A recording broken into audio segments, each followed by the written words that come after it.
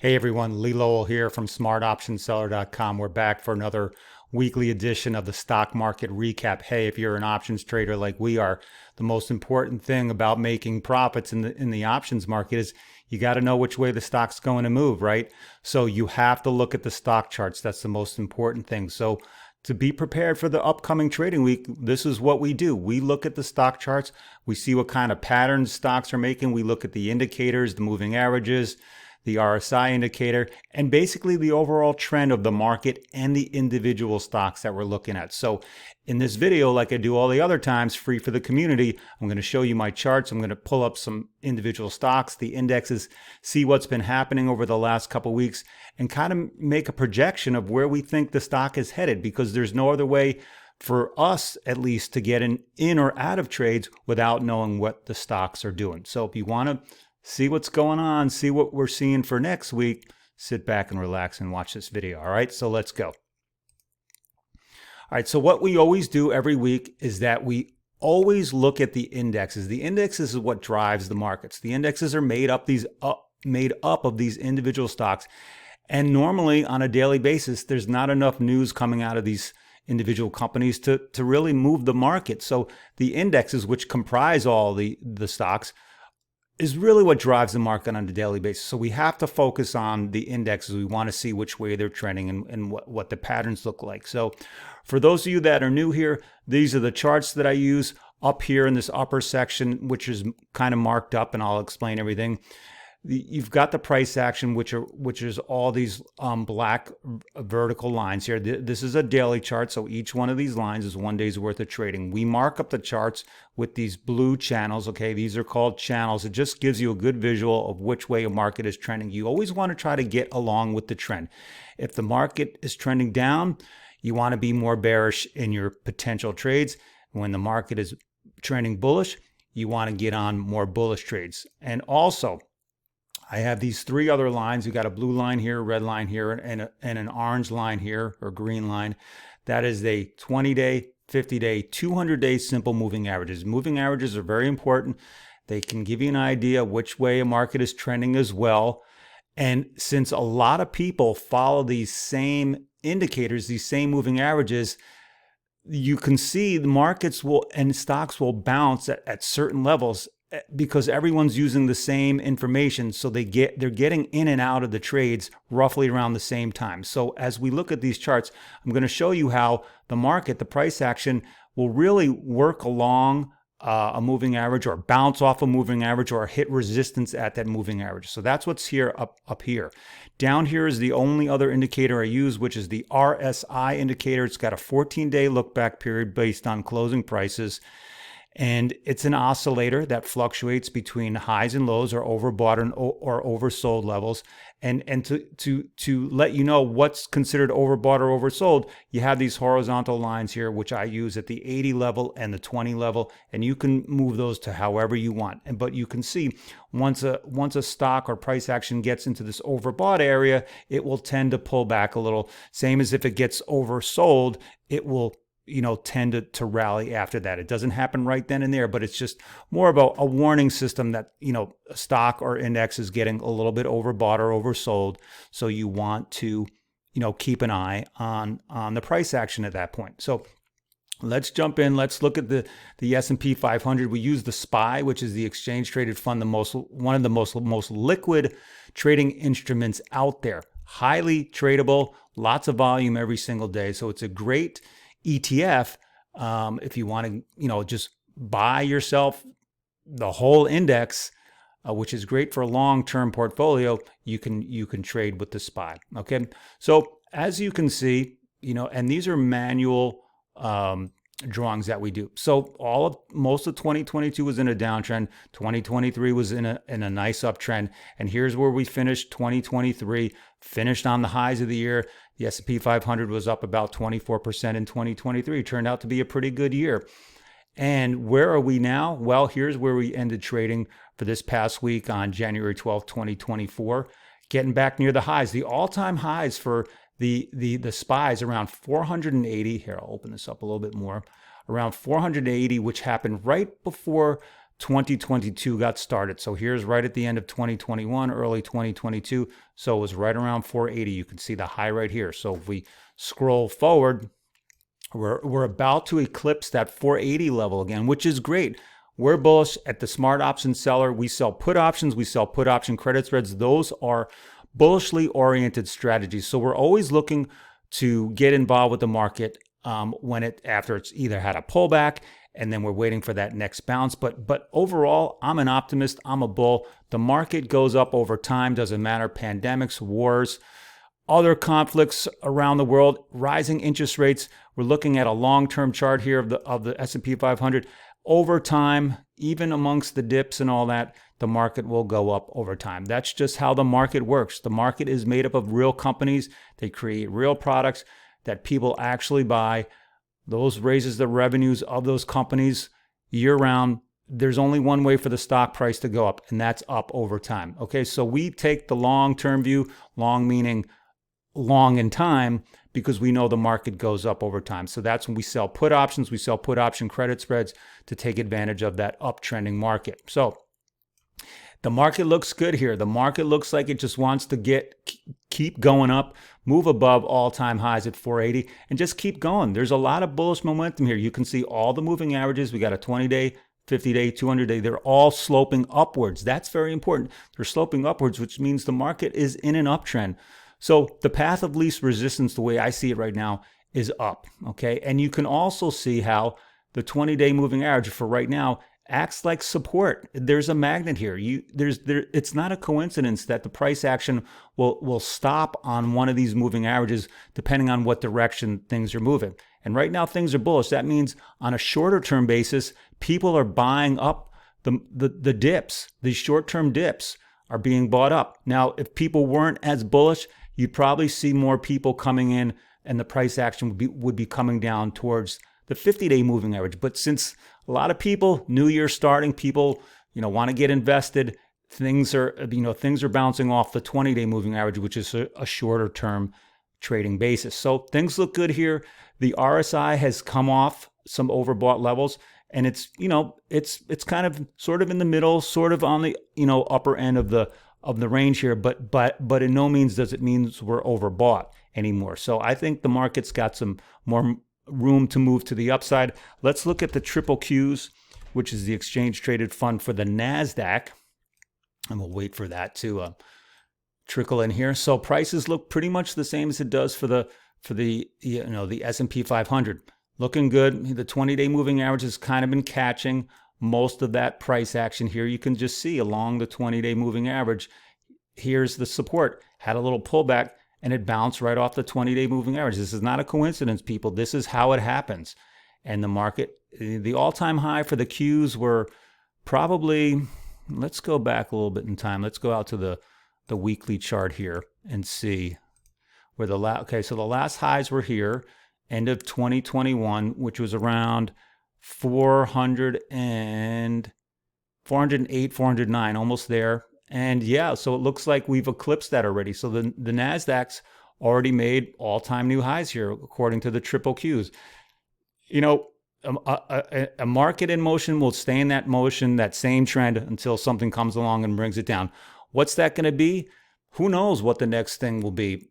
But for now, things are bullish. Things are looking good. We're on board. We've got some put sell positions. We've sold some put credit spreads, which is what we like to do. The RSI, not overbought nor not oversold. So I think the bullish momentum could keep going. We can look at the diamonds, which is the exchange traded fund for the Dow Industrials. Here's a symbol up here, DIA. Dow looks strong. Once again, look how it's being held right on the 20-day moving average. The price action on a pullback is just bouncing right off that 20-day. This is not a coincidence, okay? So keep an eye on, if you're looking at charts for the first time, put these moving averages on 20-day, 50-day, 200-day moving average. Simple, not exponential, simple. And you'll see how the market and individual stocks will bounce off of these certain levels.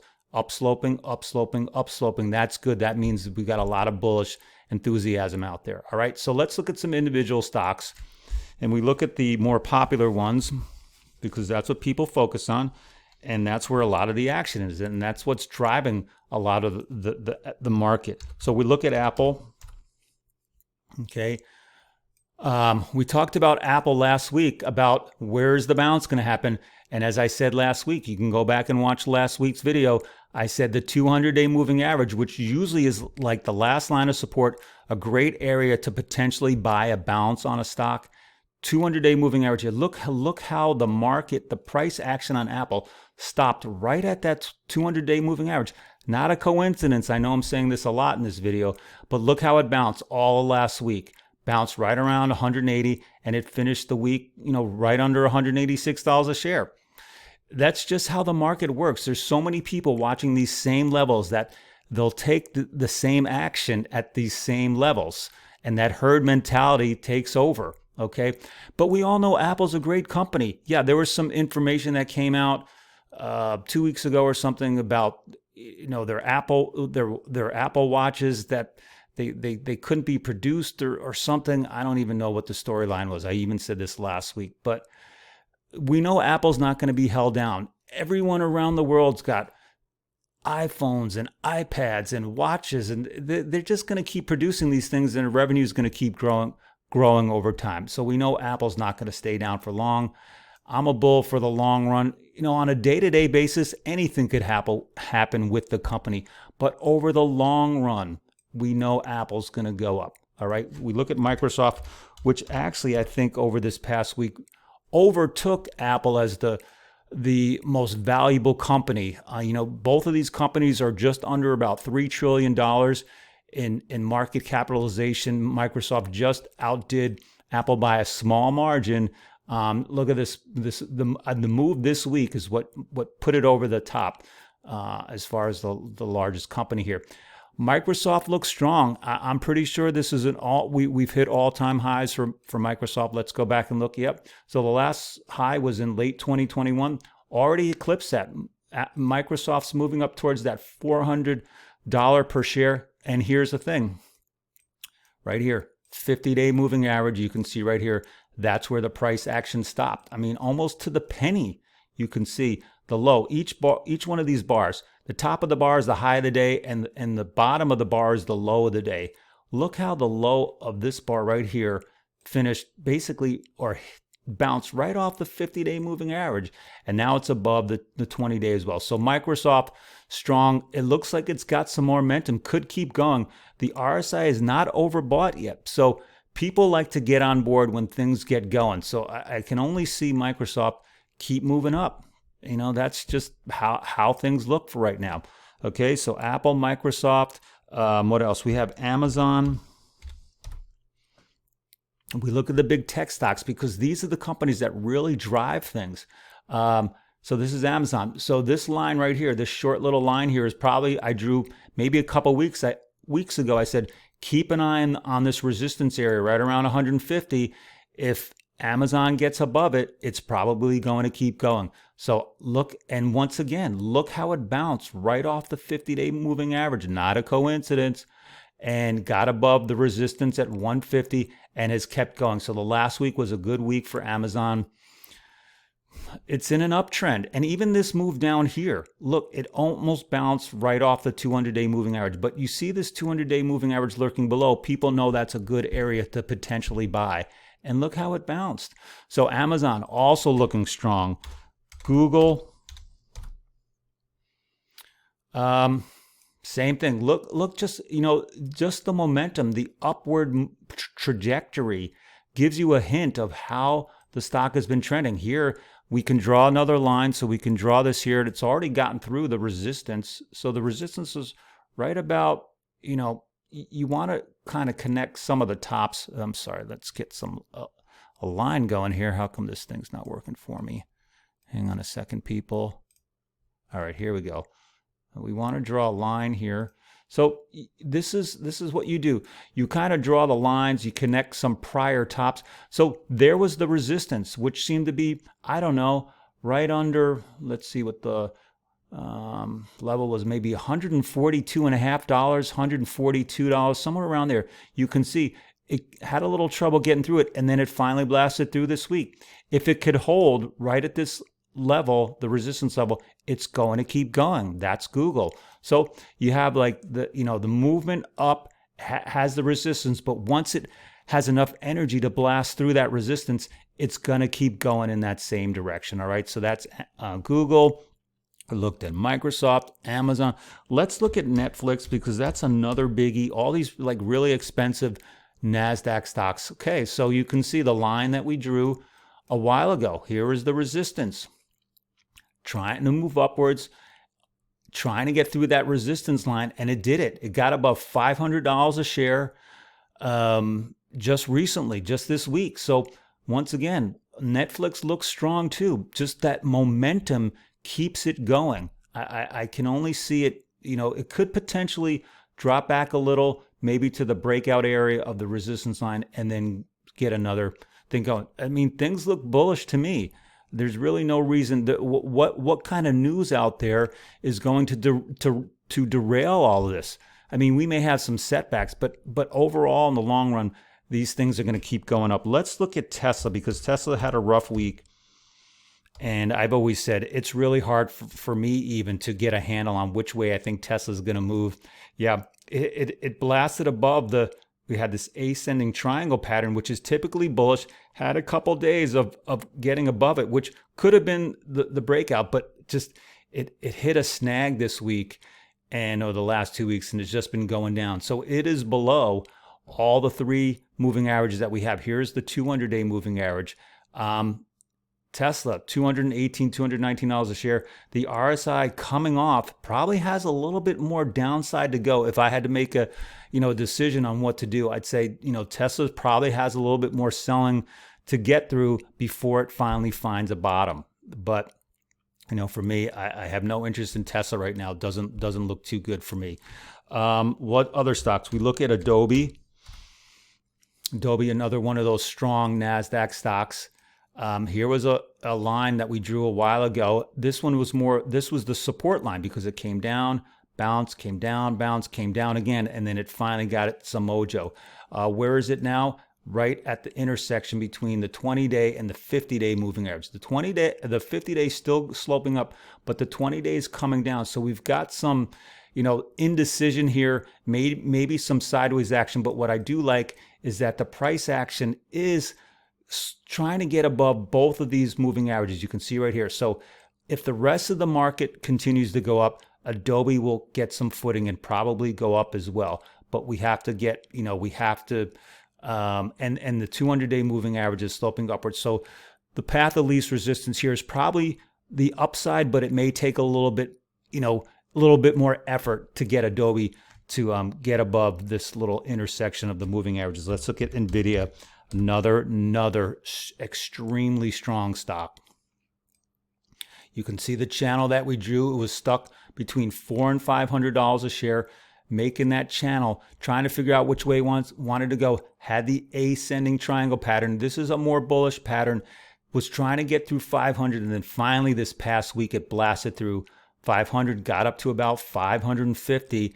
So NVIDIA strong, but here's the RSI starting to curl over a little bit from some overbought areas. So we may have, a slight pullback on NVIDIA.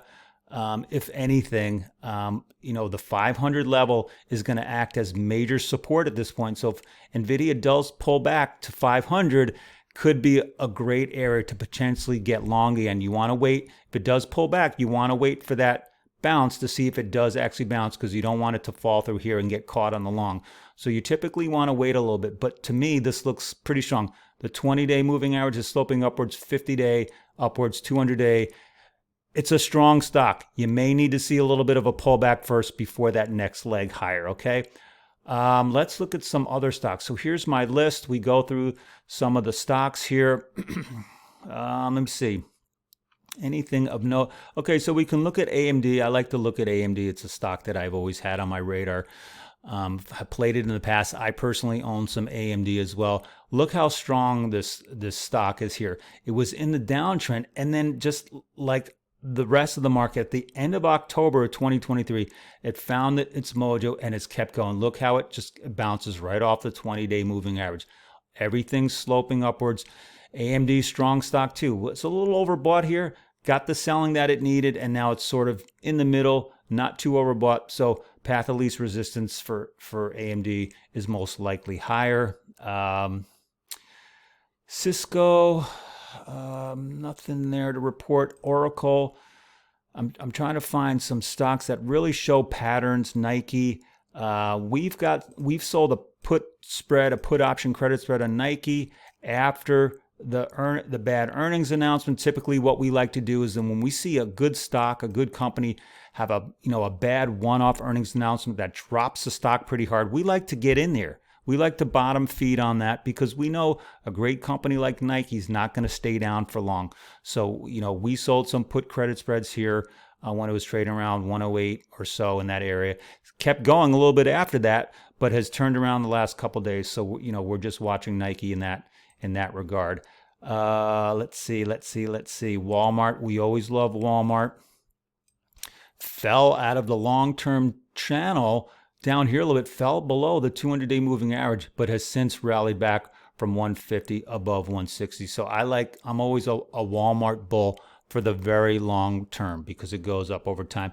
Here, let's look at Coca-Cola and Pepsi because we look at those. These are boring, high dividend paying companies. Coca-Cola for a long time was in the sideways channel. Dipped really hard. Like I mentioned this long ago, back in when it got below my lower end of the RSI, I said you have to buy Coca-Cola here. And what has it done since then? It's just rallied back up. So you've got the 50-day, the 20-day, and even the 200-day almost looking to all curl upwards. The price action has gotten above the 200-day moving average. I like this right here. So Coca-Cola is more stronger at this point. So the path of least resistance for Coke is higher than lower for right now. Pepsi, sort of in a sideways pattern here, right? Look at the channel. It bounced out of it pretty hard, but then it came all the way back in.